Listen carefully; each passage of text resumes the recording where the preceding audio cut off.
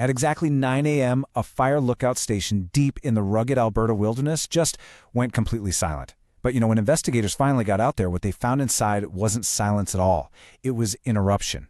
So in today's Explainer, we're going to step right into the shoes of a lead detective to examine the absolutely chilling 2006 disappearance of Stephanie Stewart from the Athabasca Fire Tower. We're starting right at the crime scene, looking at the exact clues left behind when it was still eerily quiet.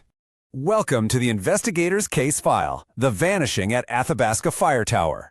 We're going to methodically reconstruct this mystery using pure forensic deduction. No wild guesses, no rumors, just the raw evidence exactly as it was found out there in the deep woods.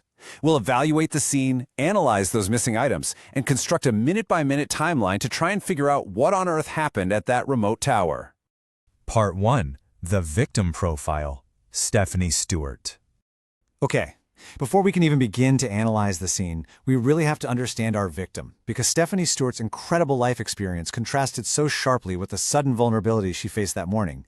Now look at these stats. She was 70 years old in 2006, really petite, just 5 foot 2 inches and barely over 100 pounds. But seriously, do not let her size fool you for a second. Her massive physical endurance and decades of extreme wilderness experience made her incredibly tough. I mean, she climbed Mount Kilimanjaro. She cycled across all of Canada completely alone, and she'd spent nearly 2 decades as a fire lookout, including 13 years at this exact post. She was literally built from pure experience. Her colleagues simply described her with one word: unbreakable. She had this job that demanded absolute routine and total discipline. But extreme isolation in the deep woods, it has a way of testing even the strongest among us. Yes, she was a survivor of extremes, but out there, she was completely alone. Part 2. The Final Morning. Let's dive into the timeline and see how this builds into a really disturbing true crime narrative of her final known movements. The shift from an ordinary, boring evening to a terrifying morning is just rapid. So, Friday, August 25th, at 9 p.m., she has a totally routine, completely ordinary phone call with a relative. The forest seems perfectly, deceptively peaceful. But then Saturday morning rolls around, and she completely fails to make her scheduled radio check-in. Obviously, her supervisor tries calling the cabin.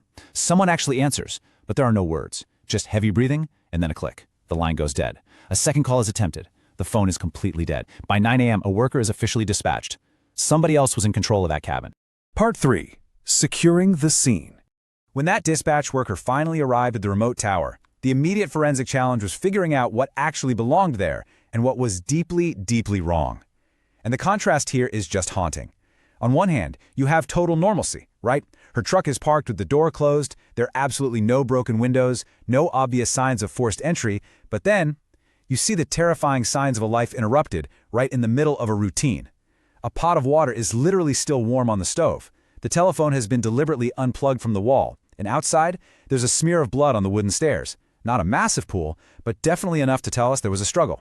Part 4. Decoding the evidence. Okay, let's really get into the specifics of this evidence, starting with what I think is absolutely the most important forensic clue left behind: that unplugged telephone. It seems like a tiny detail, but it changes the entire course of the investigation. In forensic terms, this is the primary evidence because it proves, without a doubt, that this wasn't an accident, right? A wild animal doesn't unplug a phone. A sudden, tragic medical emergency doesn't result in a disconnected landline. Somebody inside made a conscious, highly deliberate decision to physically sever that cabin from the outside world. It shows total presence, awareness, and control over the situation. And what's really chilling here is the intentionality of it all. The cabin wasn't completely trashed or violently torn apart. Instead, investigators found very specific, almost bizarre items missing: 2 pillows with blue cases, a burgundy bedsheet, a brown Navajo pattern duvet, and Stephanie's gold Whitnauer watch. This wasn't some chaotic frenzy. This was the selective, calculated removal of specific items. Whoever was there cleaned up exactly what they needed to and just left the rest of the whole shebang behind.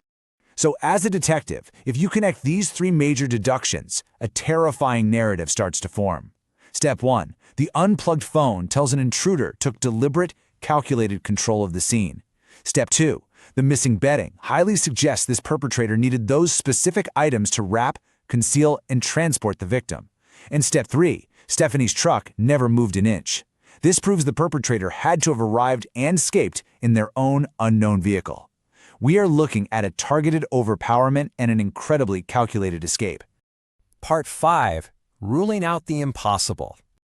Now that we have this forensic profile built, we can methodically evaluate all the potential theories. Because in any investigation, you've got to rule out the impossible to be left with the truth. An animal attack? Dismissed immediately. There are no drag marks, and like we said, bears don't unplug phones. A medical emergency? Dismissed. Someone having a heart attack doesn't steal their own gold watch and pack up their bedding. A voluntary disappearance? Also dismissed. Stephanie wouldn't just abandon her truck, leave her stove on, and somehow leave a smear of blood on the steps. Therefore, human intervention is highly, highly likely. Whether it was an opportunistic predator just passing through or someone who actually knew her routine and waited, an intruder was there for sure. Part 6. The Wilderness Search. Despite isolating the motive and building a really solid theory, the environment itself quickly became the absolute greatest obstacle to the recovery efforts. I mean, the Alberta wilderness is vast, it's dense, and it's completely unforgiving. The sheer scale of this search was staggering. Hundreds of searches combed through that rugged terrain. Helicopters swept over the dense forest canopy. Tracking dogs traced every single possible scent path they could find. Heck, even 12 years later, underwater recovery units were out there scanning expanded zones. But that extreme remote location meant that despite all of that massive effort, the wilderness yielded absolutely nothing. Not her body, not the missing bedding, not even the watch. Nothing. And this tragedy fundamentally altered the entire psychological landscape of working in extreme isolation. You see, before 2006, these fire towers were treated with this philosophy of total openness. They were friendly landmarks where hikers would stop, strangers were totally welcomed, and the access roads were completely unrestricted. Stephanie herself was known to be super polite and trusting of visitors. But after 2006, everything shifted to protection mode. Emergency radios were upgraded, panic systems were put into place, and those access roads were gated off. It forced a really harsh recognition on everyone working out there in the deep woods. Because for decades, being isolated out there was considered normal, even safe. But Stephanie's case proves something much, much darker. The crucial reality we have to accept is perfectly captured in this quote right here. Isolation does not protect you, it exposes you. Being all alone in the deep woods doesn't just mean it's empty. It means you are completely, totally vulnerable. Stephanie's life was defined by this incredible, awe-inspiring endurance. But tragically, her fate is defined by unanswered questions. Today, there is no confirmed suspect, absolutely no remains have ever been recovered, and there is zero closure. Just a woman entirely erased from a tower that still stands silently over the forest. So we leave you to ponder this forensic evidence, the missing bedding, the unplugged phone, and ask yourself, what do you think really happened in that cabin?